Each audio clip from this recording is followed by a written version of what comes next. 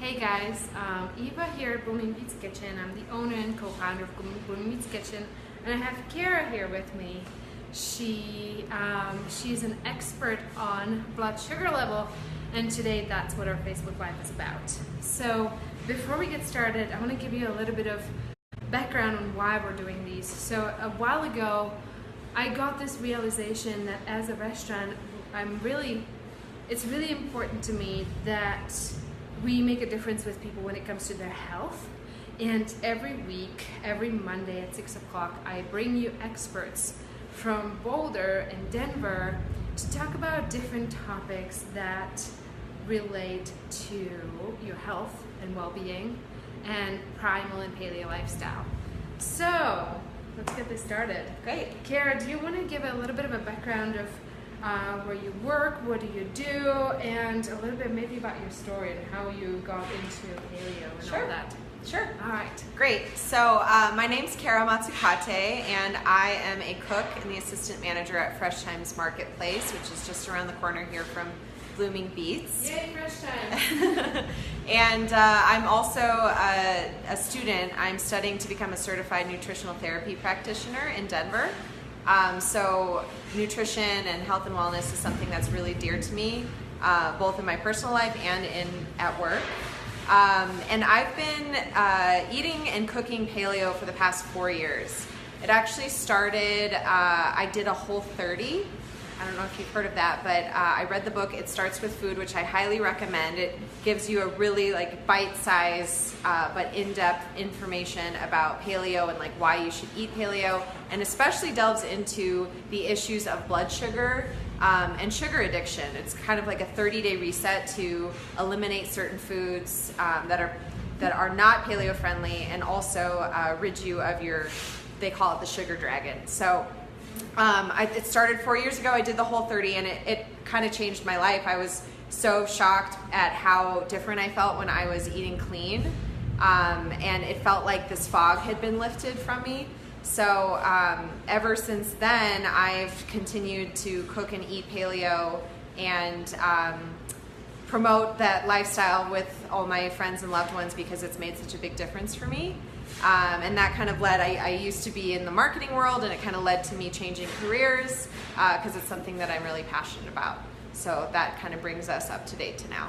That's really funny because I think we have that in common. Yeah. Because we both came in a corporate world, different setting, Yes. and all of a sudden, okay, there's this realization of this is really important. Mm-hmm. And we basically dedicated our career to this cause. Mm-hmm. And I thought that was really cool because you said, okay, I want to be in the paleo world, I want to make a difference. And you found Fresh Times, and all of a sudden you're working there, which is so amazing. Yes, it's a dream come true for me. Yeah, Yeah. awesome. Okay, so, all right, so let's talk about managing blood sugar because that's what this is about today. Great. So I am wondering, could you give us a little bit of an overview of how blood sugar works?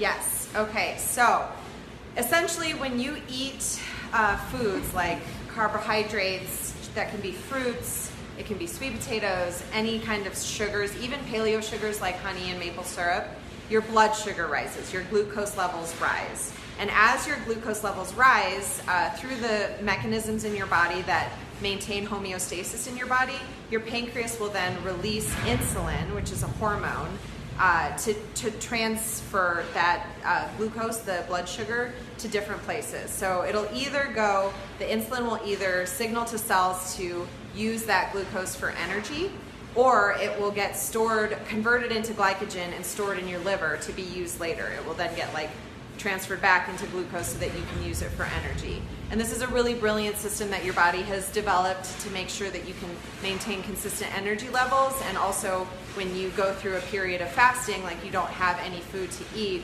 your stored glycogen will then get released into your bloodstream as glucose and get used as energy. So when it's working properly, it really works for your body. And then once the glycogen gets converted back into glucose and is used as fuel, your body will use that for energy. And the big thing to keep in mind with all of this this kind of homeostatic process is that your body's always going to want to use glucose first for energy versus fat, which we can talk about in a little bit.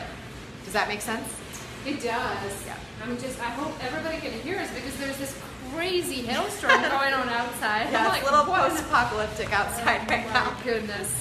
It's a little noisy. If you guys can hear it, that's the hailstorm. Yeah. Okay, so I'm curious. Okay, so what happens? So we know how this thing works. What happens when we overconsume sugar? Great. So when you overconsume sugar, your, as I mentioned before, like your blood sugar levels rise, and then your insulin gets released from your pancreas and kind of transfers the glucose either into your cells or converts it into glycogen in your liver. The problem when you overconsume is that your body isn't going to be burning fat for energy like it's trained to do. It's going to first burn through all the glucose. And then there's going to be excess glucose in your blood from overconsumption, like you were saying. And then your glycogen stores in your liver are going to be full, so it'll be telling your body like, okay, full, you can't store any more glucose in here. And then you're going to have excess glucose in your bloodstream, which will then get stored as fat. So you don't want to overconsume sugar because then you'll have excess glucose, your storage will be full, and then it'll just convert it into fat to be used at a later time. But when you consistently overconsume sugar, your body's just going to keep storing fat. So overconsumption of sugar leads to fat storage in your body.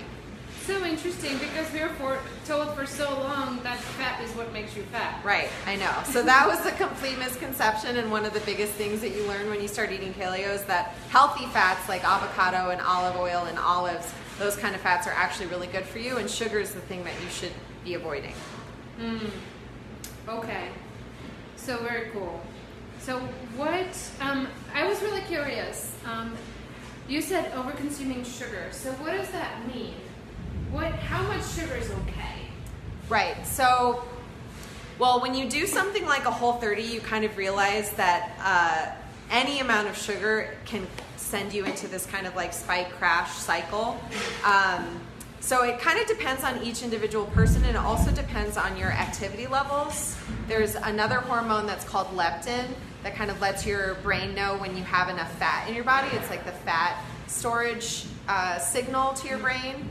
And that hormone will let your brain know, like, okay, you have enough fat in your body, so you should exercise less and eat more. Or sorry, the other way around. You have enough fat in your body, you should exercise more and eat less.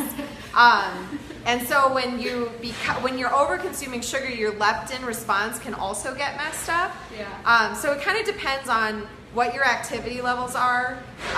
Like obviously people who are super, super active can eat a little bit more sugar, and it depends also on the type of sugar that you're consuming. I know in the paleo community, sugars like honey and maple syrup and coconut sugar are like technically allowed, but you still want to moderate those things because it will, all of those sugars will spike your blood sugar, which can cause some of those problems that we were talking about. Yeah. And fruit is okay in moderation. I think a lot of us, when we eat fruit, we eat a lot of fruit, but I would say like a good rule of thumb for fruit is like a quarter of a cup, or like half a banana is a good portion. Per day? It depends on your goals too. So another thing to keep in mind with all of this, like as I'm learning in nutritional therapy, is that it really depends on the individual.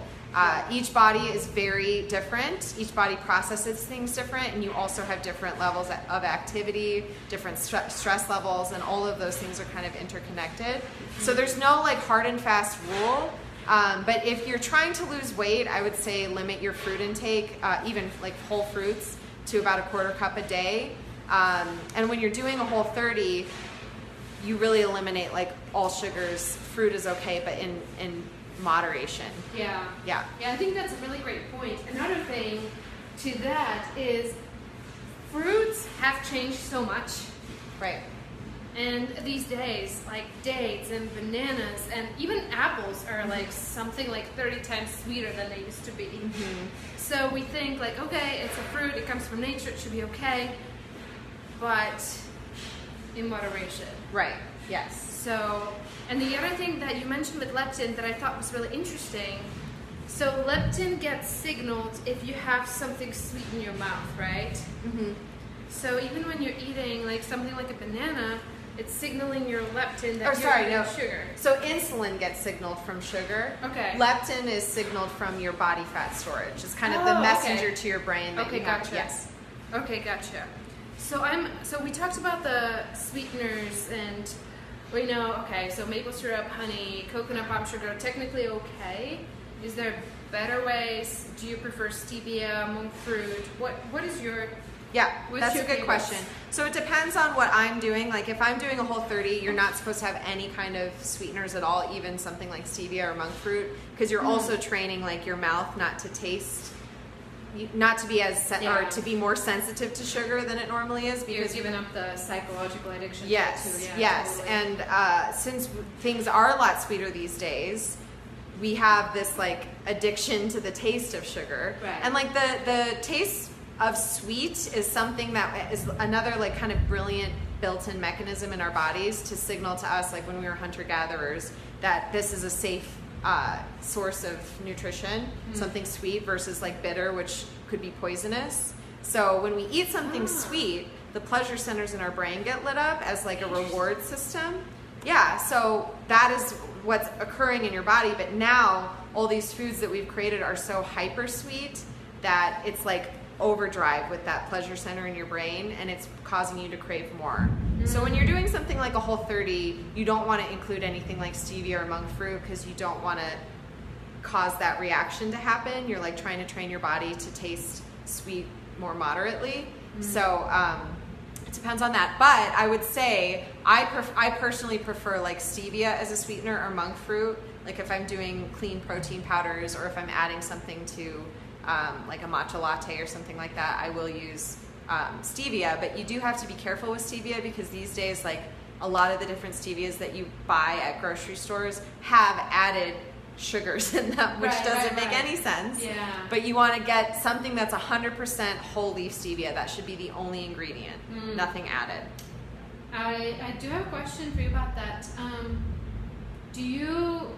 The white stevia powder, is that okay, or is it too processed? You just go with a green leaf stevia? If it's, I've tried both the white powder and the drops. As long as it's 100% whole leaf stevia, it's okay to use the powder. Okay, gotcha. In my experience. And what about monk fruit? Is that, I have never actually worked with it.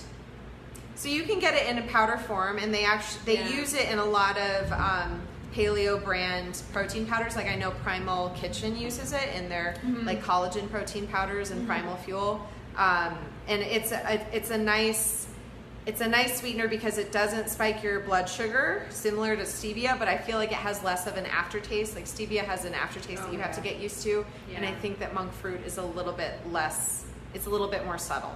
Yeah, maybe you just combine the two when you're going for a certain flavor. That's kind of what I've been playing with, but I've been playing with erythritol as a sweetener, and that has a really, really nice flavor, no aftertaste, but you have to add a ton of it because it's not as strong as stevia. So sometimes I'll take erythritol and just use that and add a little bit of the stevia extract just to get the flavor that I want. Right.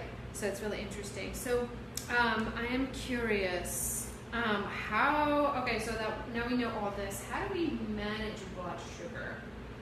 Great. So before we talk about like managing blood sugar, I think one other thing that I would like to point to is hyperglycemia, which means consistently raised blood sugar levels, which we've kind of talked about a little bit, but just to kind of drive the point home, when we are eating the foods that are in the standard American diet, which contain a lot of simple carbohydrates, a lot of sugars, there's a lot of added sugars in everything. So another thing that I learned from doing a Whole30 is to always check your labels. And Whole30 actually has a resource guide of like sneaky sugars, because anything like that ketchup and things like that. Yes, even yellow mustard. There's sugar in yellow mustard. Yeah, and I don't know why, because it really doesn't enhance the taste that much. But you got to be careful because they've become really tricky with naming sugars different things so that you don't know that it's sugar that they're adding. But anything that ends in OSE is a sugar. And so you want to be wary of that in the ingredients, and like always check your labels for everything. Dextrose, sucrose. Exactly. Yeah. Yep. And then check out the Whole30 website, their resources. They have a guide to sneaky sugars that's super helpful for when you're grocery shopping. So that's just kind of an aside. But essentially, when you're eating these glucose spiking foods, what will happen is your blood will get flooded with glucose and it spikes really, really high. And then your pancreas releases all this insulin into your bloodstream to carry it to different places, and then it shoots way down and you crash. And that's where you get things like mood swings, low energy, you feel like lethargy. If that happens to me, I'll get super like kind of hyper when it's spiking, and then like really mean when it crashes, like it's like clockwork. Really mean. Yeah, my poor husband. So that's what's happening, is it's spiking and then it's crashing, and then when you crash, your body, because your blood sugar is so low, it starts craving more sugar because your body's telling you need more sugar. So then you crave it, you eat a lot of it, and you spike again. So it just turns into this like kind of vicious cycle of spike, crash. And that's where insulin resistance can come into play, where basically your blood keeps getting flooded with insulin, and then the cells become resistant to listening to the messages that insulin are telling them, so they won't store the glucose anymore. And the beta cells in your pancreas actually get damaged due to like oxidative stress that happens in your body while this like hyperglycemia is happening, and they lose the ability to produce insulin. So that's where things like type 2 diabetes come into play, where you're no longer the insulin doesn't get released into your blood to manage your blood sugar anymore. And you have to be really wary of that. It also can lead to disease processes like Alzheimer's. It can lead to obesity. It can lead to heart attack and stroke. So it can be really serious if you get into the cycle. And unfortunately, our standard American diet does kind of promote that kind of spike crash. So that's why I really advocate for paleo eating, because there's very little sugar in it, and all the sugars that you are eating are natural sugars. Yeah, I do have a question. There's pretty basic, but once you mentioned the cells in the pancreas get damaged and you get type 2 diabetes, is that something that is reversible at all? Or once you get it, you're done? So there's a lot of controversy around that. I think that the Whole30 has actually shown to have a lot of success with people who have type 2 diabetes. So type 1 diabetes is where you're actually born with it, and there's not a lot that you can do but like kind of manage it throughout your life. Yeah. However, type 2, I believe that it is reversible through diet. And also just like general wellness practices. And paleo is a really great way to manage that. All right, somebody was calling. Sorry, guys. Your hormones start responding in the right way in your body when you're eating well, when you're eating for nourishment. Yeah. Okay, very cool. So I'm curious, if somebody's listening to this and they're wondering, okay, I don't know how far I am into this sugar damage, how do they know? How can they test their sugar levels and know, okay, am I pre-diabetes or am I at some risk? Where am I at? Great question. Yes, and you also asked me how we can manage it. So to answer both of those questions, I think there's some symptomatic ways that you can look and see if you have a blood sugar issue. There's also more scientific methods. So you can get a blood glucose meter. You can buy that on Amazon, at Walgreens, at Walmart. It's what people with diabetes use to test their blood sugar levels before and after they eat. So you can get something like that. There's plenty of resources online with how to use it, or the mechanisms actually come with instructions, but you can test your blood sugar levels after you eat something. And I think that I love collecting personal data, and I think that that's a really great thing to try, because different people will have different reactions with their glucose levels to different foods. So I might have like a super high spike in my glucose from eating something like rice, whereas you might not. So it's helpful to know those things and to actually get to test it and see if your levels are in a normal range, like an hour after eating, 2 hours after eating, that kind of thing. Does those tests, when you get them, does it give you kind of instruction of what means what? Yes, it'll tell you what's within the normal range. Okay. And there are resources online too, if you can just like Google how to use them and like what makes sense. Okay. Yeah, there's plenty of resources out there. And then as far as symptomatic things, so if you find that you're having a lot of mood swings or trouble sleeping or just like general lethargy, I know a lot of people have that like 2 or 3 p.m. slump in the middle of their workday. Yeah. If you experience that, it's pretty safe to say that you have a blood glucose problem, just because those things are symptomatic of that. Also, I think, let's see, brain fog is another big symptom, which it's hard to tell if you have brain fog until you kind of get out of the brain fog, which is why I really kind of used to it. Yes, you're so used to it. It's like the new normal. So that's one of the biggest things that I noticed when I did a Whole30, and why I continue to do them every now and then, is because it was like the fog had cleared and I had such clarity of mind that I hadn't noticed that wasn't there before. Yeah, I know, it's so crazy. Yeah. And it's just like, this is completely off topic, but this is something that's been kind of bugging me for a little while. Like kids at schools, like you have, like they get so much sugar, they have soda machines, they have this.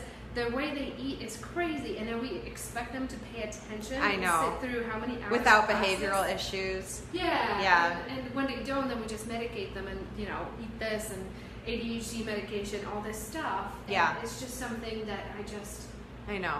It's very upsetting. Yeah. And that's why I think like both of us feel that this is such an important topic, because it's everywhere, and especially with our kids.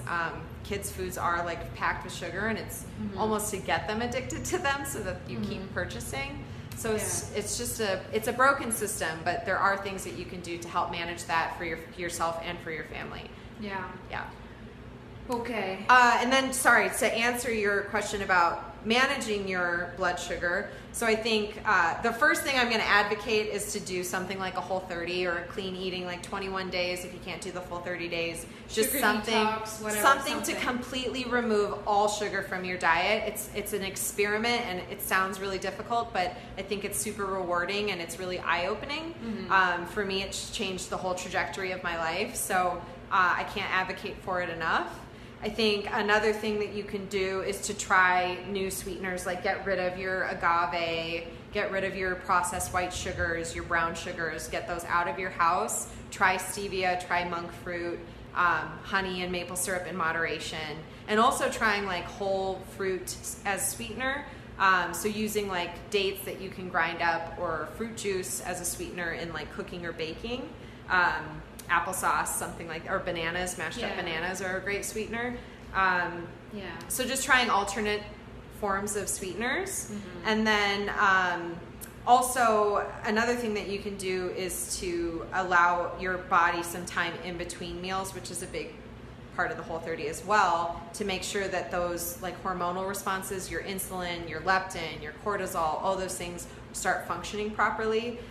And that, because when our bodies are functioning properly, in between those meals, like if you go 5 to 6 hours in between meals, your body naturally will tap into your fat storage to burn that for energy, and that leads you with more consistent energy, rather than having like a snack of an apple or a banana or raisins, or even, those are pretty healthy even, but something like a Kind bar that's loaded in sugar, and you get that spike crash. When your body's tapping into your fat storage, which is how it should work, you have this like consistent energy, and that's where you don't get the 2 p.m. slump, you don't feel the lethargy or the brain fog. So just allowing your body the time in between meals without snacking to replenish itself, to tap into fat storage for energy, and also like eating really solid meals with protein, fat, vegetables for your fiber, and some greens for the chlorophyll. That's a perfect meal that can get you through that 5 to 6 hour time period. Yeah, that's a really good point. I was also wondering, because I know when I first went Whole30, because that's how I got started with this too, the first, this timeline differs for everybody, but the first, for me, it was weeks, was pretty awful. Yeah. I'm wondering what your experience was like. Yeah. Of the low sugar adaptation phase. Totally, yes. So I remember it very distinctly. I was actually in Canada visiting my sister. And it was when my nephew was just born. He was 5 weeks old. But the first, I think it was 5 to 7 days, I had a pretty steady headache, which I now know is sugar withdrawal. So really? it was a little bit miserable. Yeah. However, within 5 days, I was noticing a really big difference in my sleep quality. Like I was falling asleep easily, sleeping through the night, which in the past I would wake up like every 3 hours like clockwork, and I would have a really hard time getting to sleep. So I think like the positive, those positive things that were happening to me in the first week kind of helped push me to keep going. Yeah. And not everybody experiences it that quickly, but and I mean, there were so many benefits that I realized throughout the second, third, and fourth week. I mean, I definitely like body fat loss, and consistent energy levels, better mood. My husband really like felt the better mood. He used to have really bad mood swings until he went paleo, so that made a big difference for him. The sleep quality. I mean, there's just so many things. Whole30 after you, or did you guys do it at the same Yeah, time? no, I was prepping all our meals, so he was kind of forced into eating that way. That's great. And he really likes it though. Now I love he's a that. big advocate too, because it made Yeah. such a big difference for him. Yeah. Yeah, and he That's used awesome. to eat like ham sandwiches with Cheetos every day for lunch. Yeah. Yeah, That's great. yeah. I'm wondering, also, this is totally off topic, but since we're talking about Whole30 so much, how's Whole30 and traveling? Because it's been, like, for me, it's been a little bit of a struggle. I go on these little road trips, and gas station food, you end up with beef jerky, which still has sugar. How do you manage that? That's a great question, and I think that's a deterrent for a lot of people who want to try something like a Whole30, but they don't have a consistent 30-day period where they're not going to a wedding or going on a trip, or they have a bachelorette party or something like that. Yeah. And in truth, like, you never are going to have a perfect 30-day window where you're just at home, but you can find food anywhere. It might not be perfect, but you can find it. So I used to travel a lot for work. And what I would do is anytime I was going to a new area, I would Google either restaurants that were farm to table, because that's a good like buzzword for looking for something that would have something Whole30 compliant. Another thing I would do is find like a Whole Foods and go make sure my hotel room had a mini fridge, and I would go to Whole Foods and stock up on their hot bar food, like grilled chicken breasts, green beans, broccoli. They would have that kind of stuff. Yeah. Some berries, coconut milk, like that. Avocados, hard-boiled Yes, eggs. yeah. And then I would just stock my fridge and pack my little lunches. I would even like go as far as bringing my own Tupperware in little bags so that I could pack my own lunches and take them with me. Yeah. And then as far as like gas station stuff goes, there's a lot of shelf-stable food that you can get that it's not going to make for like the best meals possible, but it'll get you by. So Epic is a great brand that carries jerky. They have like meat sticks. They have like almost jerky bars that are like a single serving, and it's all high quality. I believe they're Whole30 approved. Yeah. Yeah. They are really expensive though. I saw them for $3.79 the other day. I'm like, seriously? They are pricey. Yeah, Whole30 is definitely a pricey endeavor. Although you're not eating out, you're spending a lot on groceries and like grass-fed meat and everything like that. Right. Which is, it's hard, but I see it as an investment in my health. I'm not going to be paying medical bills later down the road when all these problems lead to an illness of some sort. Exactly. And something that is something that I want to point out, sometimes I think it's a really good cancer prevention too. Exactly. Because your cancer cells really love that sugar. Right. That's Check what it out. cancer cells eat is glucose. So it's Yeah. for sure. Yeah. Yeah, so if I was going on a road trip, I would pack some Epic bars, some nuts, some activated nuts like cashews or something. You just gotta watch out for, are they dry roasted or are they roasted with Yes, check the ingredients. canola oil and things like that. Yeah. Totally, yeah. And then maybe some like carrots or snap peas or celery or something like that. Again, it's not going to be the most exciting meal, but for those like random like road trippy type things, you don't want to be relying on a gas station, with limited options. Yeah. And then again, it's 30 days, so it's not such a huge deal. Yeah. By the way, we do have some Whole30 compliant things on the menu that we marked at Blooming Beets at W30. So if you guys are doing Whole30, just look for the W30 marked items and you'll see what's compliant and what's not. So That's awesome. yeah, we just added that recently because I realized we were using a bunch of sweeteners and I wanted to make sure people knew what was keto, Whole30 compliant, what wasn't. So Great. there's that. Okay, what else did we discuss? I think we covered a lot today. Yeah, I think that was pretty much everything I wanted to cover. Yeah. Yeah. Awesome. All right. Well, thank you so much for being here and Thank you talking for to having everybody me. about blood sugar. And next Monday, I forget what we're talking about, but next Monday we'll have another paleo-related topic, and I'm going to post during the week what the topic is. So tune back next week. Thanks, guys.